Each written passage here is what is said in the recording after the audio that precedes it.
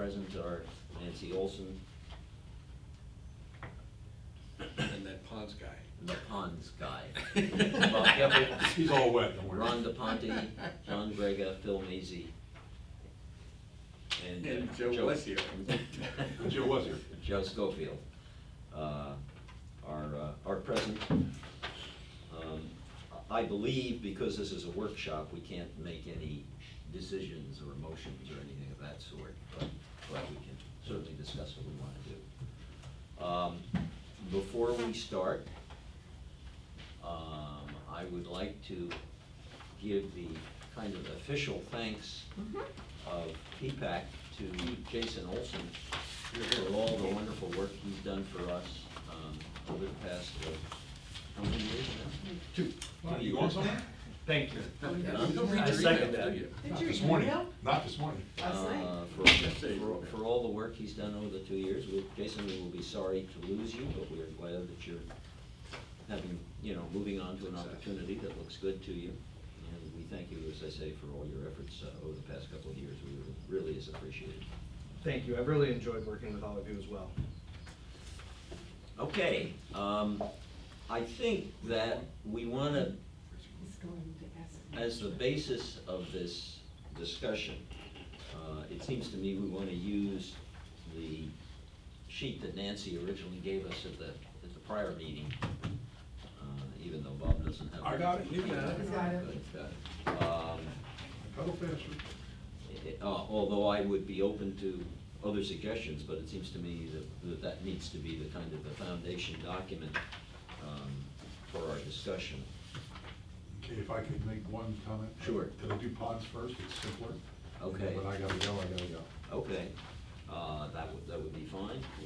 We'll talk about ponds first. Okay,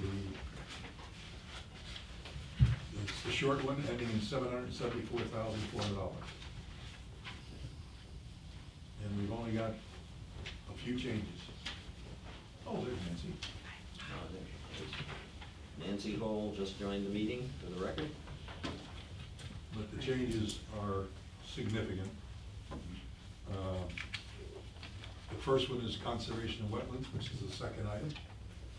$110,000 a year. This is a new item because they just transferred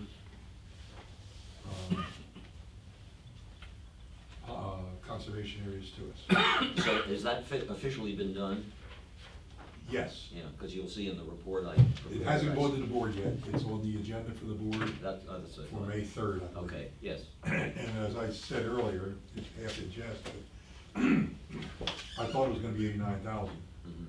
but when the contract came through, and we asked them to look at the contract very hard and to adjust it. We were thinking adjust it down, because we said we wanted to give it like a 5-year contract, but they went up. Mhm. So all that means to me is that as soon as we get started, then I'll put it out for bids and see if I can do better next year. Mhm. But we'll start out with it. And Yes. we are going to have to be taking care of some of the stuff that they didn't do right, is that right? We're gonna have to catch up, yes. Catch up. Yeah. The last time that Lennar authorized and the last time they paid for anything was August a year ago. Yeah, So we are definitely in a catch-up mode. But, it's really not that big a deal. It was Uh-huh. a big deal when I wouldn't want Lennar to pay for it, but the Yeah. reality is, we'll get there. Okay. And are we gonna have expenses this year? We got expenses right now, yes. Right now? So we'll just be, and the expenses, before we get into the new budget, are gonna be shared equally with the district. Chris and I came to agreement with the budget in that budget. He said, well, this year they would split the cost with us, Mhm. since it is a district function and they didn't have a choice about it. Mhm. And we didn't get any support in not accepting the stuff. So anyway, we're gonna save about 40,000 off of this year's, deficit spend. Which means we'll have about 40,000 that we will be adding to this year's expenses. But I think we can handle it. Oh, we can, I Yeah, just- we can. It's more than we budgeted, but it will offset with other monies. The amount of ponds that we're doing is now full. This is the complete, this 204,000 is also an increase, and now that it's a complete community, excuse me, we'll no longer have additional ponds coming into us. Like in all the past year's budgets, we always knew we would have track L and Matavita. Now we've got a finalized number. Stormwater cleaning went up $30,000 from 50 to 80, and that is primarily because we're, by next year, I expect to be in have a contract where 20% of our catch basins will be cleaned every year and miter dam sections. So we'll be a constant forever rotation of cleaning and So inspection. that 80,000 It is was every year? 50, now it's 80. And this But is it will be every year? Every year. I love that, okay. And I expect that the contract will probably come in somewhere around $50,000, and this is 80.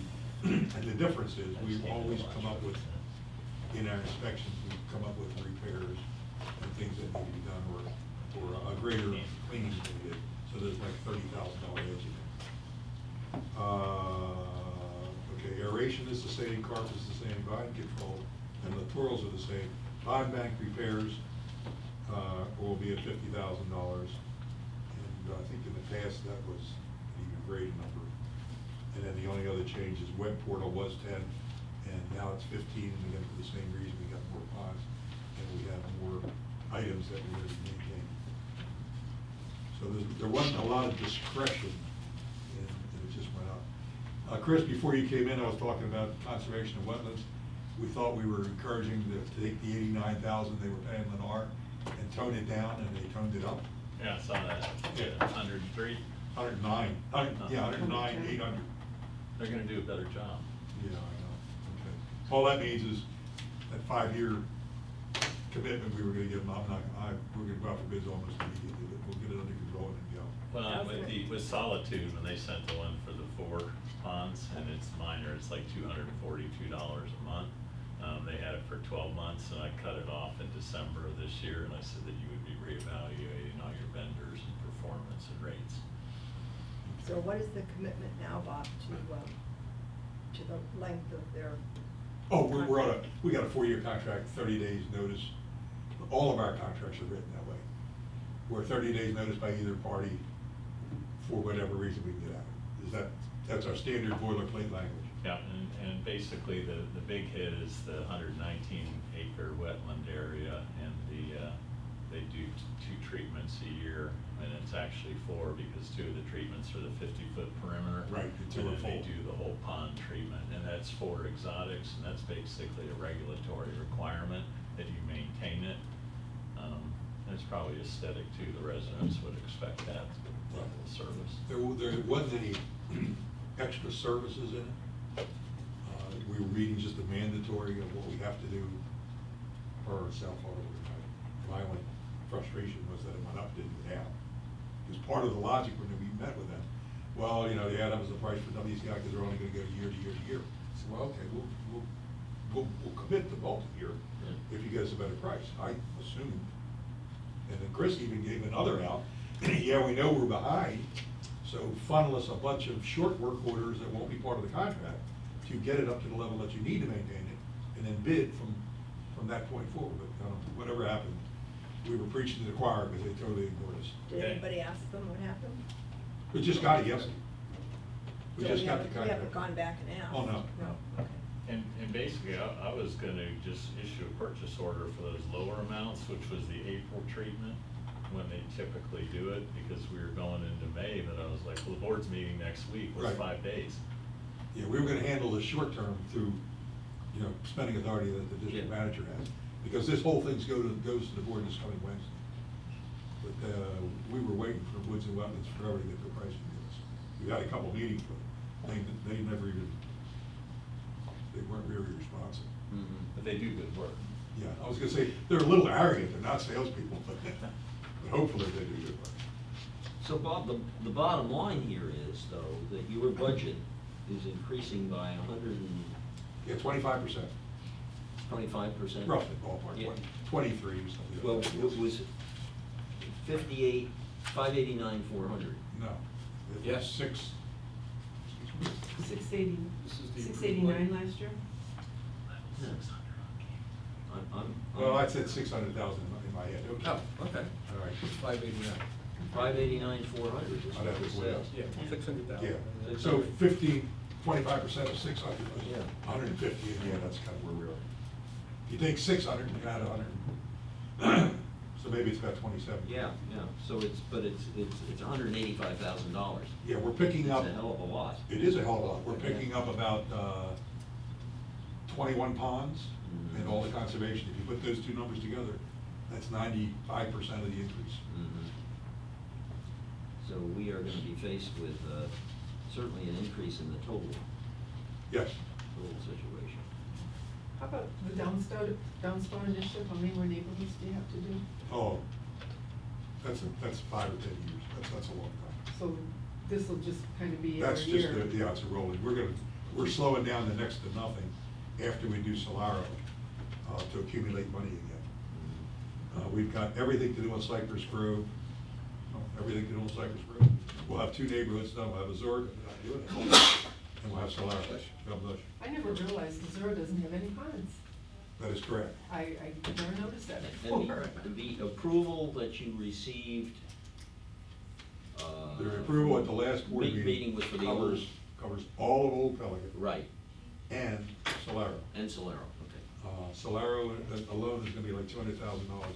And if you look at the size of the lots on Cypress Grove communities, length and all, compared to the Old Pelican, they're a lot wider lots, not wider or They're length deeper. wise. They're deeper. Deeper, They're that's the right deeper. word. Yes, They're a lot deeper. They're substantially deeper. And our rate is $21.75 a foot for whatever homes we do.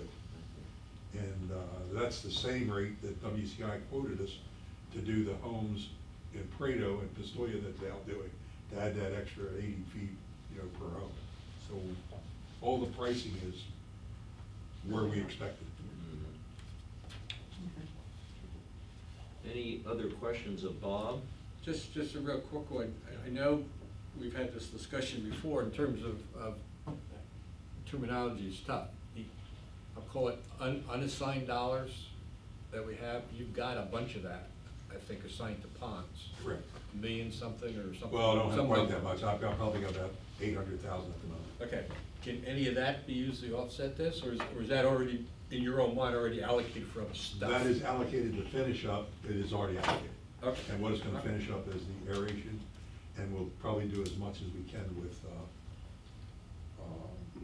downspouts, so we can get out of this. But I expect it's gonna probably be close to $2 million to finish downspouts, so we don't have near enough money to do that. And we always said it was gonna be a 5 or 6 year job. So between what you've accumulated and what we will be assigning in the budget over the next few years, will hopefully make up that will give us that 2 million, is that it? Well, Yeah. like in 19, we probably won't do anything. Yeah, Or maybe we'll do something, Yeah. but then we wouldn't do anything in 19, so then we come to 20, now we'll have 200,000. uh-huh, And then we'll go and do Garena or whatever, Yeah. and we won't do anything in 21, and in 22 we'll have another 200,000, we'll do another neighborhood. Mhm. That's what the thought process was. Do we need on the budget to actually maybe, just like we have a reserve account for capital assets, should we have a line item that says reserve for ponds so that we know that money is set aside? Oh, I know it, and it's You on. know it, but. Well, but I mean, Stephen Bloom knows it, Stephen's not here. But we don't know Stephen's what's about gonna to be be here. here and not gonna be here down the road.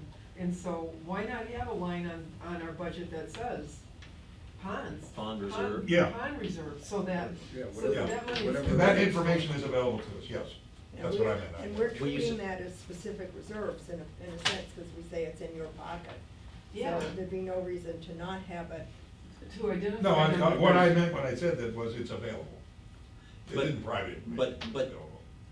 When And you I say, reconcile with Stephen every year. when you say in the budget, Nancy, but on the balance sheet. On you're the saying. balance sheet, yes. Yeah. That we should be putting, when we're allocating $100,000 to that, Well, if we're not, We're about to bring the man in who can perhaps Yeah. answer some of our questions about that. Okay. Bobby promised you would be short. I thought that was true. But yeah, Stephen tells us every year what our rolling accumulated, I don't know the. He does, but it's not technical terms. documented though, where anybody can come in and look at it. If you're not here or Stephen's not here, in 3 years down the road, somebody says, we don't have any money for ponds. Good morning. Gotcha. Good morning, Stephen. Yes, it is. Good, thank you for joining us. We have a full feedback committee here, as well as Chris Shoemaker and Michael Kraft and Jason Olson from Castle. And we were just discussing the ponds budget, and I guess Nancy had some questions about it, and I want to see whether you're going to be able to hear. Nancy, your microphone is on? I don't know, is it on? Yeah. Okay. Stephen, can you hear Nancy? Yes, I can. Good morning, Stephen. My question is, we're allocating in the budget money for future pond use, specifically like the downspout initiative.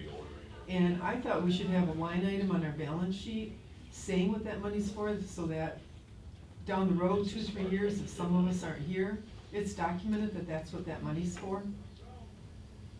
Just like a reserve account, showing that the money's going into it. That's not a problem, we can do that. Can you do that? I mean, Bob tells us that you know how much these, in effect, reserve monies are for ponds. Yeah. And so, I think Nancy's idea of having a separate reserve account for that is probably, Or a line item. or a line Item on the balance sheet. item on the balance sheet, yeah. Yeah, we basically, with Bob, we have an Excel spreadsheet that we maintain on an annual basis, where we look at the spending for the prior year, look at what was, put into reserve, and we have a dollar amount. And now we can take that dollar amount and break it out into additional categories, so that we can track it on, more of an individual basis. Yes. This is Ron DePonte, Stephen. Can you tell us how much that is as of now? As of right now, no, we maintained it, we went through the end of last year, trying to pull up that schedule now as we talk here. But yeah, we normally look at it at the end of the year, once we've got a better handle, or, actually a handle on where the expenses are gonna wind up for the year. So we don't normally look at it throughout the year, but, if there's something that we need to, we certainly can. So can you tell us then what it was at the end of the last budget cycle then? Yes, I can, let me just pull that up Okay, here. thanks. You said 1.275 million. The other variable in all this, just while we're waiting for Stephen to look at that, was, and one of the reasons You may wanna, the other variable and one of the reasons why it grew so well was the 800,000 that we got from bond fund. And we transferred a lot of prior year's O2 expenses to bond fund, and then that replenished the O2. Yeah, the balance from 9/30/2017 is for 1,147,256. So 1,147,256. Yeah, and Right. that's entirely consistent with what it had been from prior year forward minus current year expenses. That's how we do it. And Stephen, right now that money would be included in that unassigned balance of 4 million? Correct, because we have not put it in any categories yet. Okay.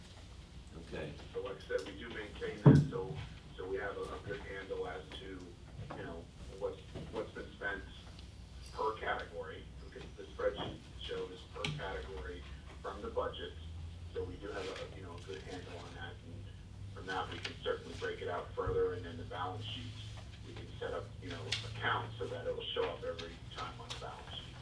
Okay. Now, for current year budget, Yes. we have a budget of, what did you say, just under 600? 589. Yeah, 589. And we have already spent this year, More than 500,000 on downspouts alone, and another 300,000 on aeration. So we're already at 800,000 without any other category even being considered. So this year, we really hit it pretty heavy. So where in prior years we were underspending, this year we're gonna be significantly overspending. And there's still the reconciliation of the bond that Nancy is doing for us, the 2003 series, 13 series, whatever that is. And however those negotiations end up with WCI, Lennar, and us, I expect there's gonna be some money that O2 spent in ponds that may have to go back to cover whatever we have to give Lennar. Mhm. Because we took the whole bond number and said, okay, that would be our spending amount up to there.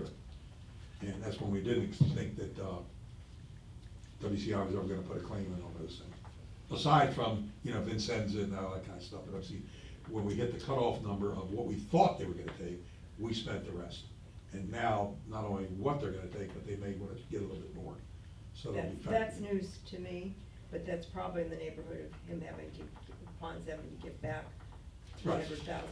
Yeah, and that's what we're About expecting. 300,000, is that the? Oh, I don't think it'll be that much. Yeah, You think it may be? Well, the Agape and Company said that some was a legitimate claim to them, and they took that money away from what I said we could spend. Mhm.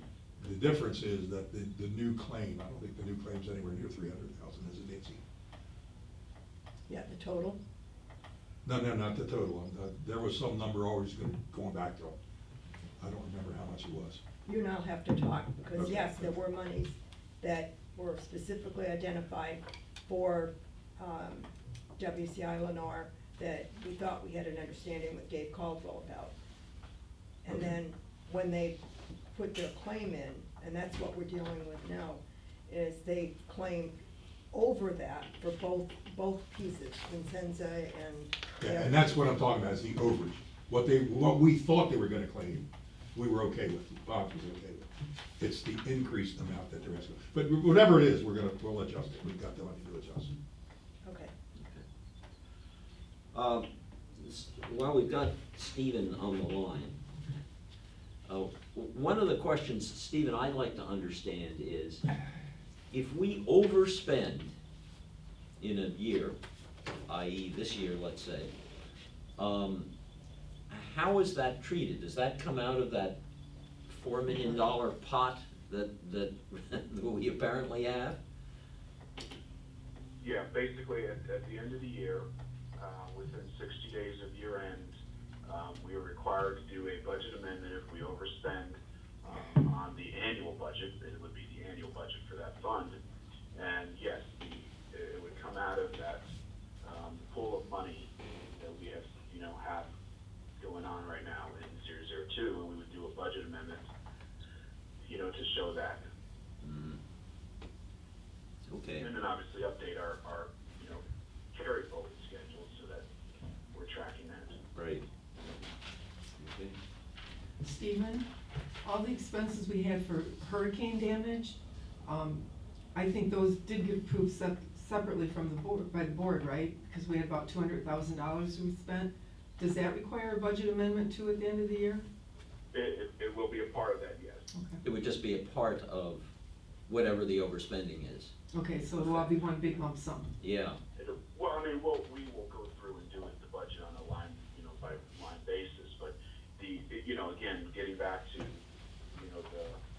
Florida statute, it only looks at the whole fund, the whole expenditures, and looking at that, but from our perspective, we want to adjust the budget on a line-by-line basis, for future, reviewing budgets, and so it'll become an amended budget.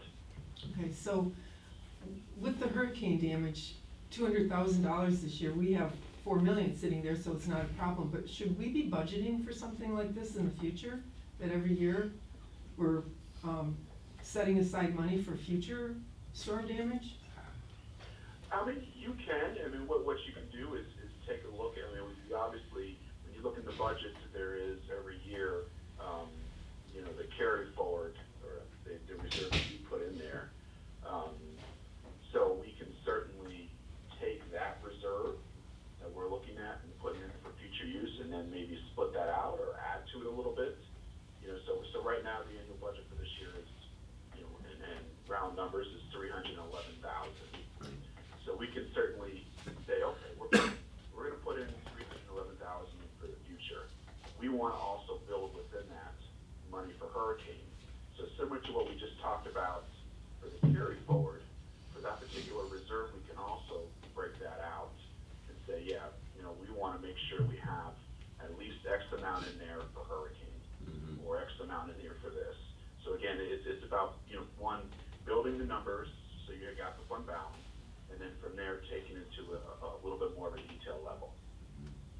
And isn't that what our capital reserve study's going to do, is, Well, except that I don't think the capital reserve study will that cover hurricane No. kind of stuff? No. Well, it's not specifically for that purpose. Huh? If we learned a lesson from this hurricane, and I think we have, and it's of significance, we'll probably be in a FEMA zone, we'll probably get it all back.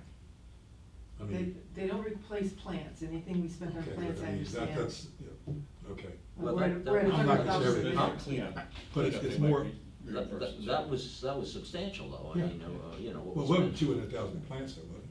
Well, I think it was about half and half cleanup and plants. Yeah. Okay. Yeah. Okay, because I know in ponds, we spend probably 100,000 or more. We won't get 68,000 back, we know that because we didn't clean the catch basins according to their criteria. That won't happen again, but everything we lost in aeration, we're expecting to get back. And Are we Is not that right, also? Chris? Is that where you see it? We put all the claims in, they actually went in this past week, and when you're dealing with FEMA, it's like going to Vegas. You know, they determine the amount of money, and they don't send it to us, they send it to the state, and then the state of Florida dictates it, you know, what happens. So if they decide, well, we're gonna take 10% off the top, or we're going to, so, you know, until we see it. And the one thing that came out is on the debris disposal.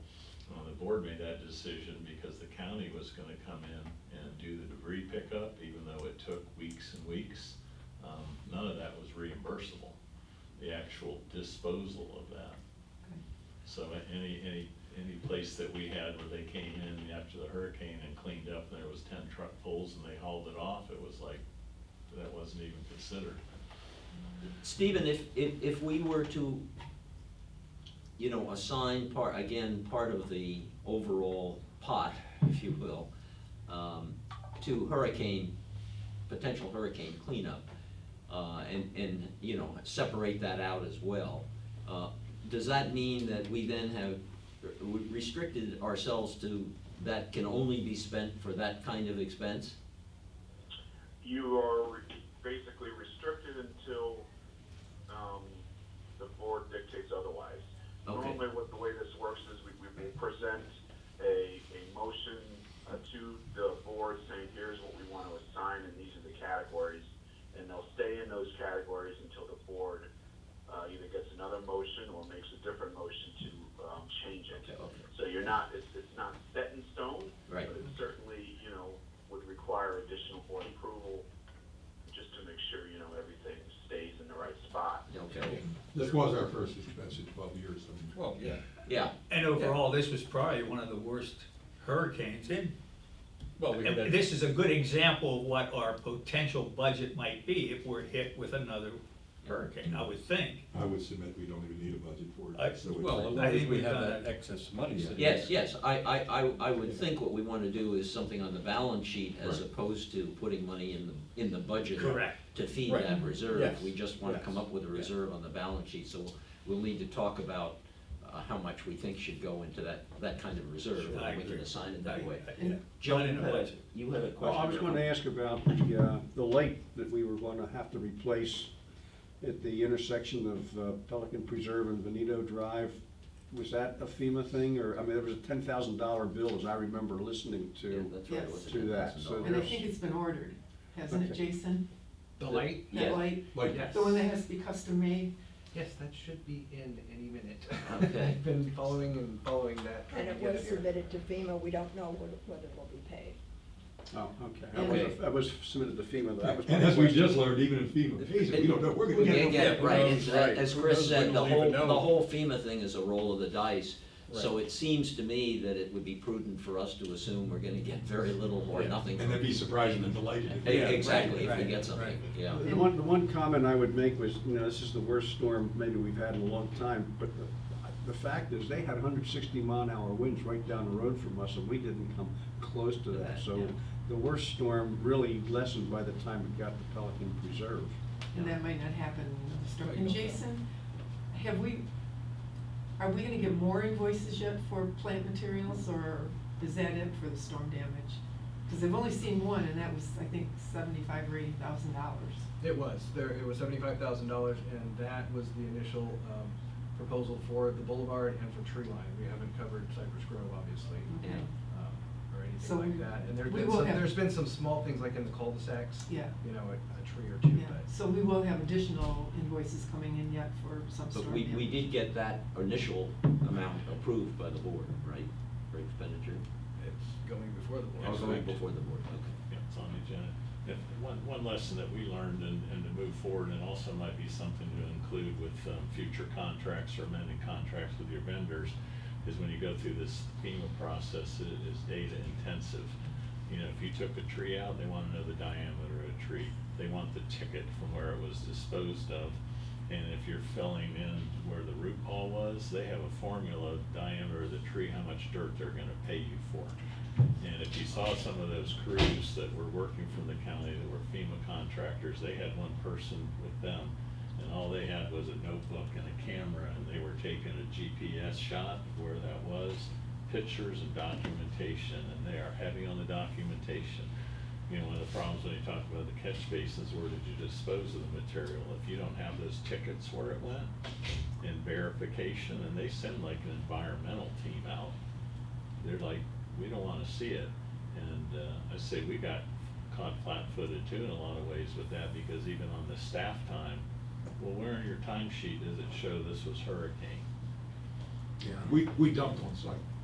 Our guy dumped it in his backyard. Yeah, Filled in his driveway with it, which is, now we know, you can't do that. you can't do But- that. So it's a lesson learned, as Chris Yeah, said. and we're gonna have put together a little workshop like that, but even for our staff, same thing, if you were running the generators, how long, how much fuel did you use? All Right. that stuff in the time has to be documented, and you can also put that in your contracts with your vendors and your storm cleanup.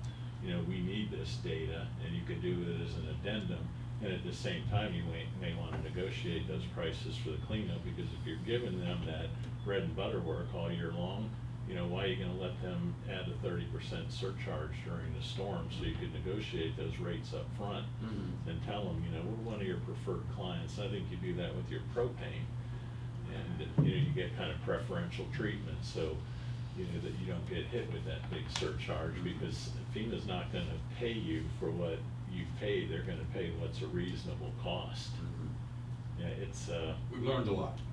yeah, they literally have like classes that they put on. Yes. That are 40 hours long, just on going through all this data.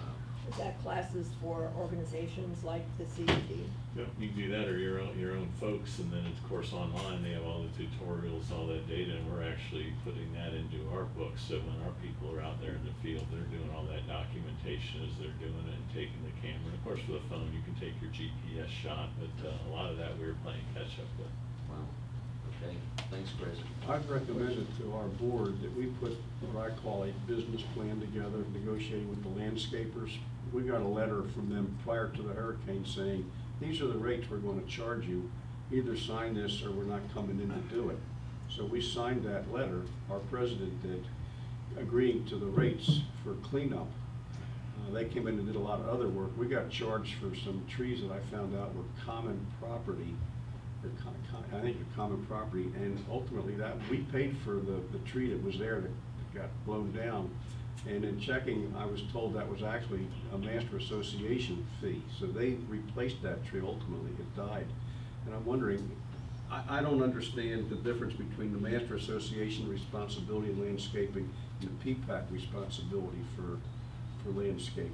That lot had me kind of puzzled. But will we ultimately be getting land from the master association that we'll be responsible for? Are you talking at the corner of Julia and, Yes. where they Julia and replaced the Vitale. magnolia tree? Yeah. We paid. I recognize the straight- need for that, Joe, but let's get this way off the budget. Okay. You know, it needs to be addressed. It does need to be addressed. Stephen, the other question, which I, sent you rather belatedly an email about, and that is, do you have any feel, have you gone far enough with the gateway or the remainder of the CDD budget, to have any idea of what our costs will be, our overhead costs, you know, for those three categories of administrative services, operational administrative services, and operating expenses? Any feel for that at all at this point? Not yet. Basically, the templates will go out next Friday, Mhm. and then 2 weeks from that, staff will have information back to me. And then from there, I'll start to have a good idea. Mhm. But it's- I've basically, at this point, I just built templates and, you know, put in actuals and things like that. Mhm. But, you know, the feedback, will come later, and most of that will be, staffing. Yes, Stephen, is it fair to say that 19 is going to be the first year in which we feel the full impact of the staffing decisions here at the district? Meaning, you know, Pelican, our portion should be going up to cover the now 4 people that used to be 1 person? I mean, again, I'm not sure how much of an impact that'll have yet, but yeah, that's, you know, in kind of going through the different categories, that's where I would expect to see, you know, the biggest change from prior years should be in staffing. The new organization? Yes, Stephen, this is Nancy Hall. With respect to the utility services that only part of Pelican are responsible or receive benefit from, is there a way that breaks out that overhead to separate out that group as opposed to all 2,500 homes, say in Pelican? Well, all of the, you know, if I'm understanding your question, all of the utility services, I mean, go into the utility fund, and it's not put in through, you know, Gateway General or Pelican Preserve. What we do is, you know, there's a staffing plan, and, you know, for each of the personnel, Chris and his team will put a percentage of how much goes into which fund. And then from there, it'll get put into the budget. So again, that's still, you know, to be determined. But, you know, last year, as Phil will probably tell you, that was kind of one of those things that we, you know, put together on a preliminary budget, and then basically threw it up on the screen during our workshops and made adjustments based on what people felt, you know, this person was doing for, you know, X fund versus this fund. So I would say, in, you know, longer terms, there will be an opportunity to kind of take a look at that and make adjustments as we go through the budget process. But right now, there's not a way to differentiate that between, say, old Pelican and new Pelican, just to make it easy to talk about, that new Pelican is using much more of the services of the utility, as opposed to just the general overhead.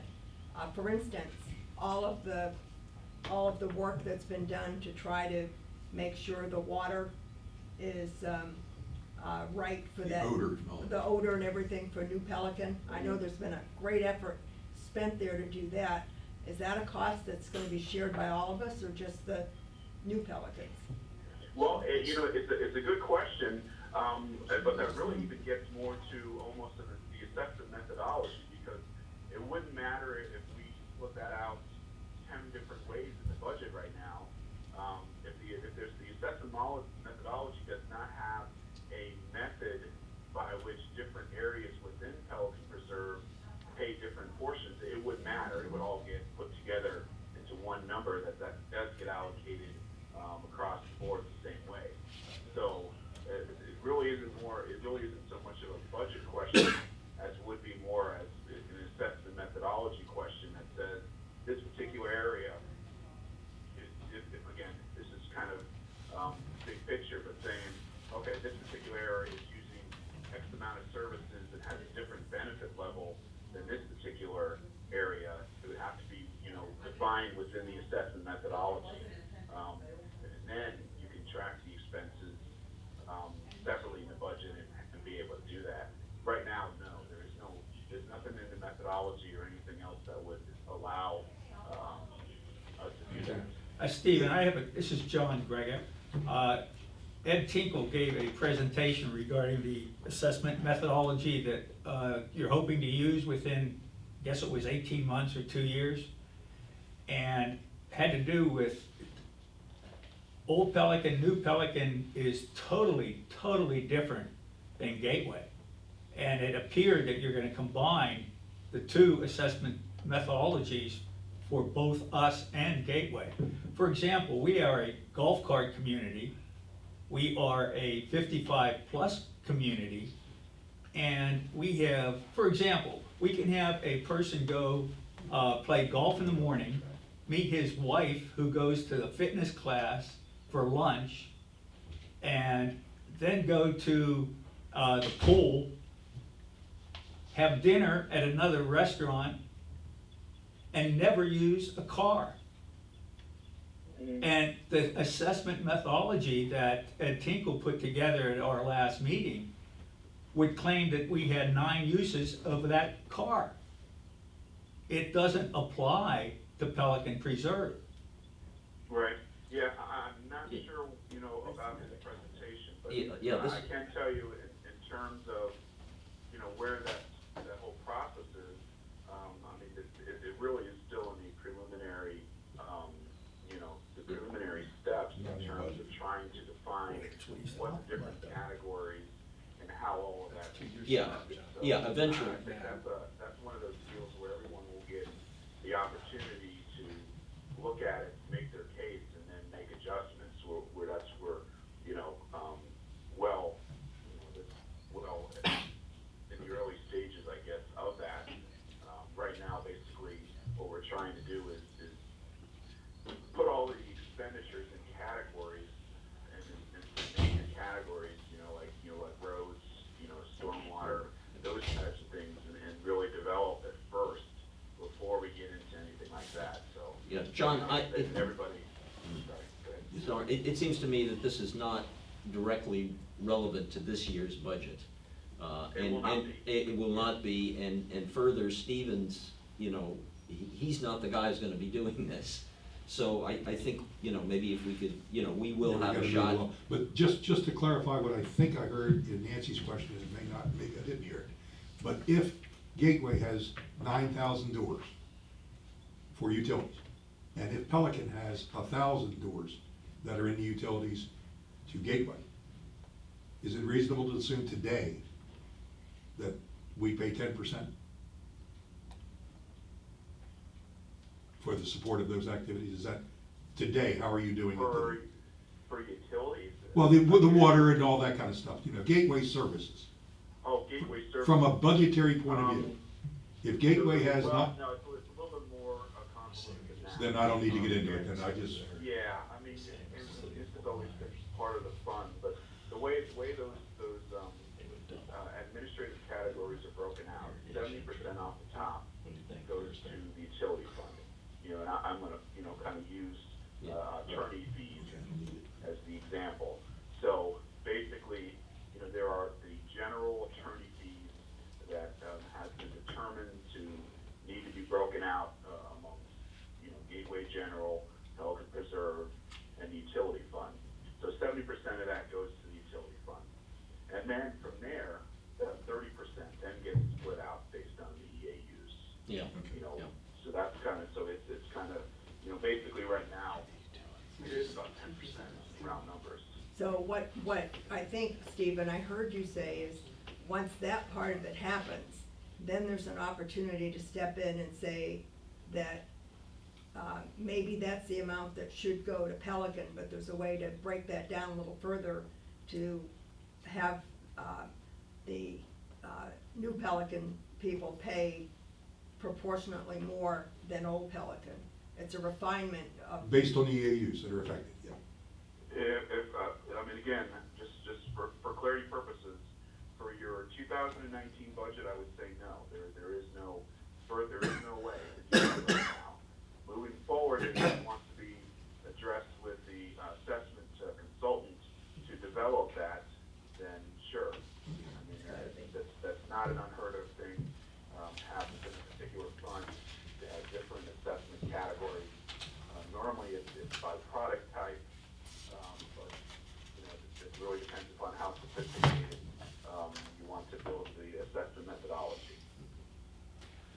I would just remind the committee that these overhead expenditures, things I just mentioned, that we get from, you know, I refer to them as overhead, total about $170,000 in this year's budget. So, you know, we're talking about a not insubstantial amount of money, and as Bob kind of implied, that will probably be increasing Yeah. for 2019, but we don't know what that number is. Do people have more questions of Stephen? Yeah, unfortunately. Yeah, go ahead. Steve, this is Ron again.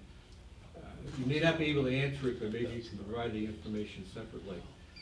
Going back to the unallocated funds, the total amount at the end of the last budget cycle, you said was in the neighborhood of 4 million?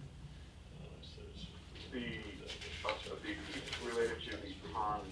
Well, the ponds was 1.147, but there's other money Right. sitting there. What's that other money? How much is that?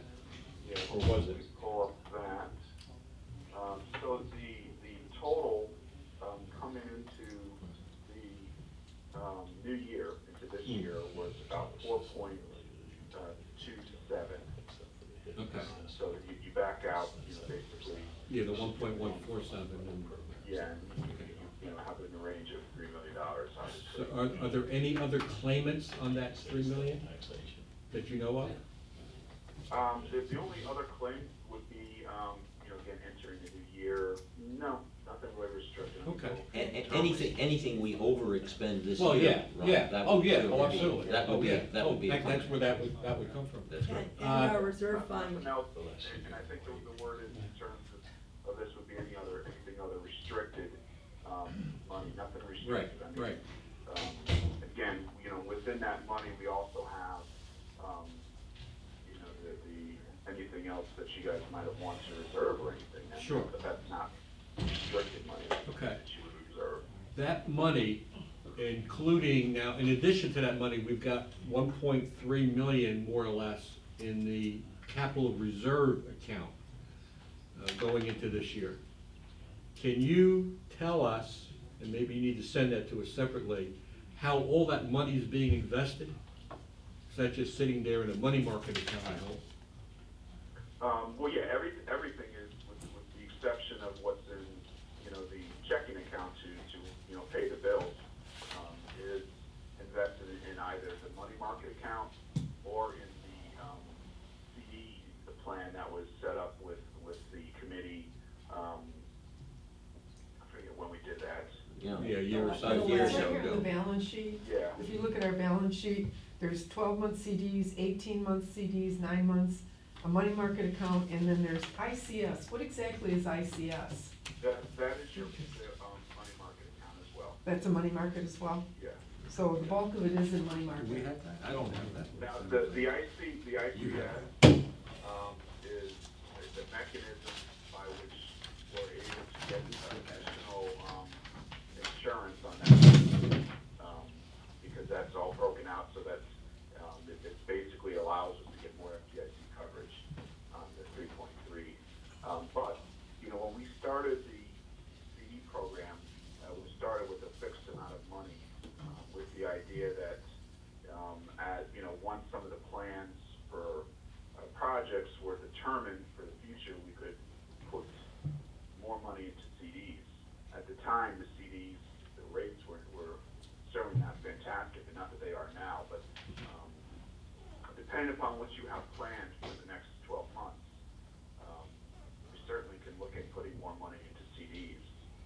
Yeah, I mean, because we had talked about creating a ladder of CDs, Yeah. you know, like And 1, that 2, is what 3. we That have. is what Well, we have. 12, Yeah, 18 months. well, the longest thing I see here is 18 months. 18 months, right, but that's our only, that's our 3 rungs of our ladder, it's just 9, 12, and 18. Yeah. Right, and at the time, and it's still now, we did not want to go further than beyond that. And you certainly probably wouldn't want to do that now, as CD rates are actually going up, so you don't want to tie yourself into the 36-month CD. And then normally we will do between 12 and 18 months, and we would continue the lateral